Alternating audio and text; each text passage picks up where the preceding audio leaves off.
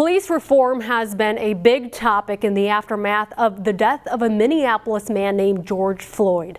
Floyd died on Memorial Day after a former Minneapolis police officer kneeled on his neck for nearly 9 minutes. Last month, state legislators failed to pass reforms to ban the use of neck restraints by police officers. Several Minnesota departments are discussing either putting limits on or even banning the use of neck restraints. The Plymouth Police Department is also reviewing their use of force policy, which includes neck restraints. We have temporarily put a moratorium on it so that our officers are not authorized to use it unless it's a deadly force situation. And during that moratorium, that just gives us some time to really have a conversation and also wait for guidance from the state legislature.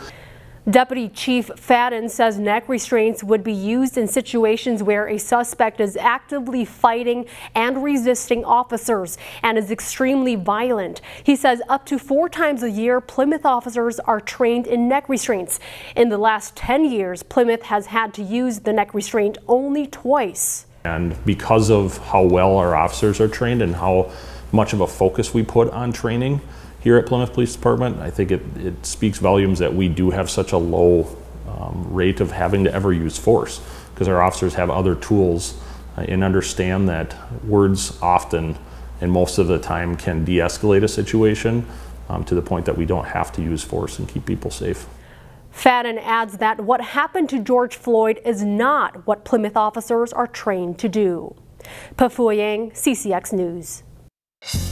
Find more local news stories at ccxmedia.org and follow us on social media.